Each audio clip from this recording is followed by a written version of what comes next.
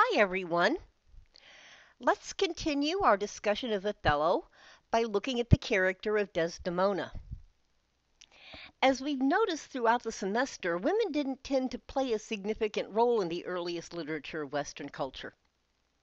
While some works, such as Greek plays, do feature strong women in leading roles, most early Western literature depicts women as being significant only to the degree that they support men's goals.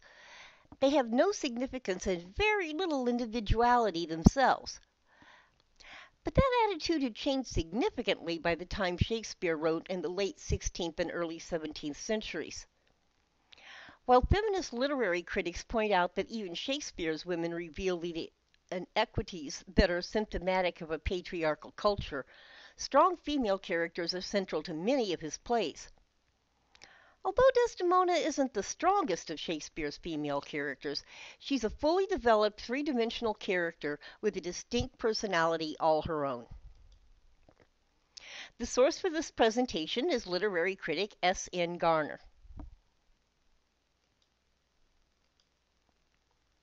According to literary critic S. N. Garner, while Desdemona doesn't take center stage in Othello as Juliet does in Romeo and Juliet, she's present often enough for us to consider her one of the main characters, and ample information is provided to allow an analysis of her character and how it plays a role in the action of the play. Unfortunately, according to Garner, literary critics have often oversimplified Desdemona's character. Garner tells us that some critics see and present Desdemona as a totally innocent, shy, angelic representation of the traditional damsel in distress, and there is evidence in the play that supports that view. For example, Brabantio obviously sees Desdemona as the living symbol of virginal purity, as Garner points out. In the first scene, he says that he believes that she's stolen, like an object without a will of its own would be. In Act 1, Scene 3, beginning with line 60, Brabantio tells the Senate that Desdemona is so shy that she blushes at her own reflection and would never love a rough, black man like Othello. He uses this idealized characterization of his daughter as the only evidence he presents to the Senate to prove that Othello must have used magic on her to get her to marry him. Now, on the other hand, other critics view Desdemona as overly flirtatious with a possible tendency towards infidelity, according to Garner. And there's evidence in the play to support that view, too. For example, Desdemona's exchange with Iago about the nature and value of women in Act 2, Scene 1 is flirtatious, and she does note Lodovico's attractiveness to Emilia in the bath scene in Act 5. Othello's story of his courtship of Desdemona, which he relates to the Senate in Act 1, Scene 3, beginning with line 144, provides critics who view her as perhaps overly sexual with even stronger evidence. Desdemona invites Othello to spend time with her by listening in on his stories about his adventures on the battlefield. Not only is she the one that suggests they spend time together, she is also the first to broach the subject of a romantic relationship when she tells Othello that if he knows someone who loves her, he should teach that man how to tell his stories because those would win her heart. These two views that critics have taken regarding Desdemona align with the two extreme views expressed in the conversation between Cassio and Iago in Act 2, Scene 3, beginning with line 14, Garner points out. In this scene, Cassio idealizes Desdemona to a point that she appears more saintly than is possible for any human woman. Iago, on the other hand, makes comments that are nothing but sexual innuendo, aligning with the view that Desdemona is a highly promiscuous woman, or, as Garner terms it, a slut. But Garner maintains that both approaches are wrong, and that Desdemona's character is no more simplistic or easy to define than Othello's or Iago's. Desdemona is neither an angel nor a slut, but is a fully rounded three-dimensional character, even though she isn't on stage as often as Othello and Iago. An accurate analysis of her character requires an examination of everything she says and does. not just lines that reflect only one side of her character.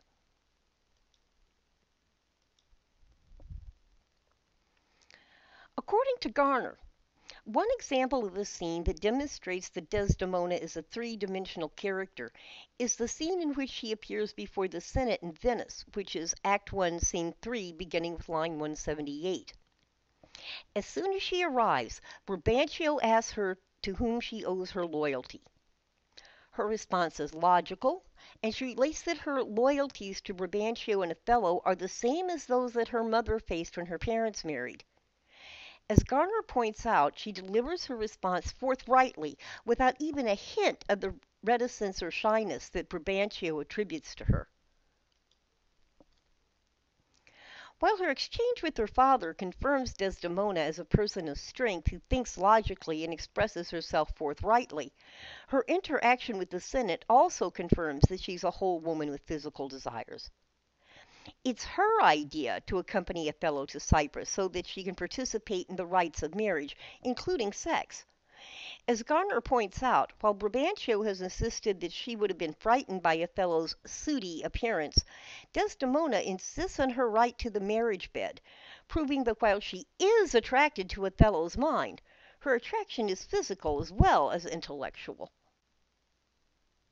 Her appearance before the Senate, therefore, proves that Desdemona is neither a shy virgin devoid of sexual feelings, or an overly promiscuous woman interested in sex for sex's sake. As Garner states, her remarks throughout the appearance before the Senate are delivered calmly and rationally, and they demonstrate her logic, her willingness and ability to speak up for herself, and her willingness and ability to defend her right to choose whom to love. At the same time, they confirm her love for Othello and her physical desire for him. In other words, the scene demonstrates that Desdemona is a complex three-dimensional character with intellect, physical needs, and motivations of her own.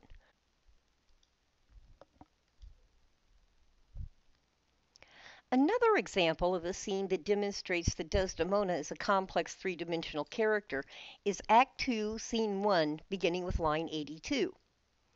At that point, Desdemona lands on Cyprus, and her first question is about Othello's well-being.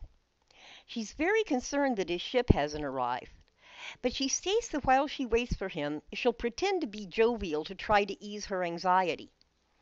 She then enters into repartee with Iago about the value of women to help keep her anxiety over Othello from showing and spoiling the celebration of the defeat of the approaching Turkish fleet.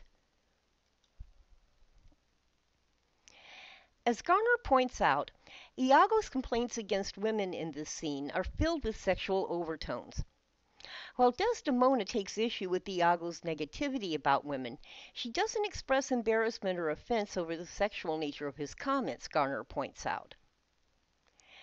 Garner states that this brief scene with Iago is an extension of the strong, sexual Desdemona who appears in the first act, the woman who would invite Othello's courtship and insist she be allowed to go to Cyprus with him so she can claim the rights of the marriage bed.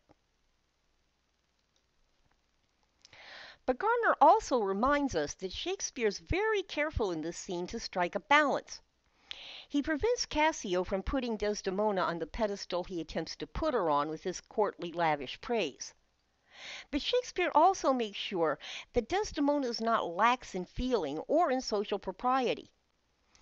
As Garner points out, Desdemona's aside about pretending to be jolly reminds us that throughout her banter with Iago, her mind's still on Othello, and that she's participating in the verbal game only to pass time and ward off her anxiety about her husband.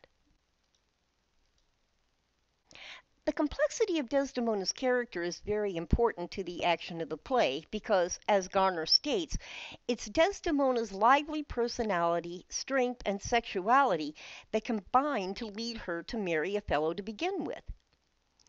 Garner points out that since Desdemona has been courted by all the best and most handsome men of Venice, her choosing to marry Othello speaks very highly of her character, because it indicates that she recognizes the excellent qualities in Othello that her other suitors had lacked, qualities such as dignity, energy, and power. But Garner adds that if Desdemona accepts the myth of black men's sexual prowess, which was prevalent even in the 17th century, it only serves to enhance her attraction to him. Choosing to marry Othello did put Desdemona at social risk, according to Garner. Garner maintains that the issue that risks Desdemona's social standing isn't the fact that she elopes without her father's permission. It's that she marries a black man. As a result of her marriage, her father essentially disowned her, and he indicates that her marriage will be frowned upon by Venetian society, Garner says.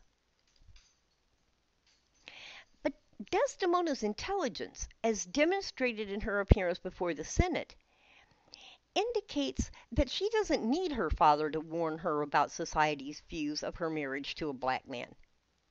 She knows them before she marries him, and she certainly knows them when she defends her love before the Senate. Desdemona's willingness to accept these risks is a measure of Desdemona's great capacity for love, according to Garner.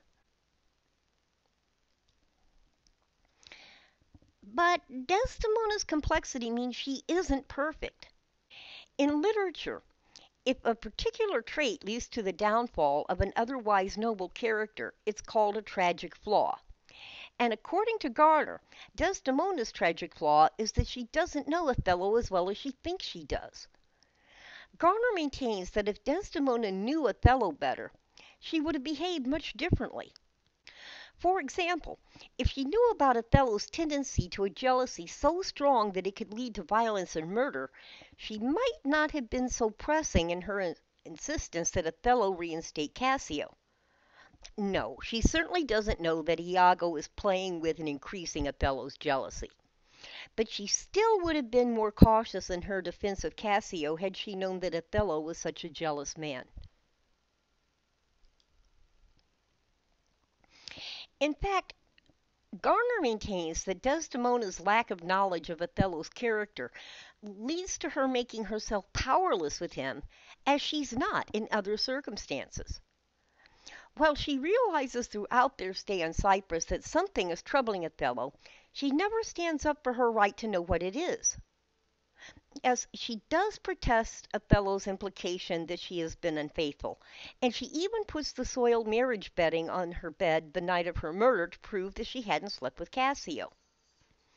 But she doesn't defend herself as staunchly as she does before the Senate, because her love and lack of knowledge of her husband lead her, according to Garner, to idealize Othello so that she doesn't believe that he's capable of baseless jealousy. She believes that the soiled marriage bedding presents physical proof of her fidelity, and that Othello will realize he has no reason to be jealous. Her idealization also causes her to believe that Othello's violence is limited to the battlefield, and she clearly struggles with disbelief when he comes to kill her. It's Desdemona's lack of knowledge of Othello, her deep love for him, and her idealization of him that plays so well into Iago's plans to destroy Othello.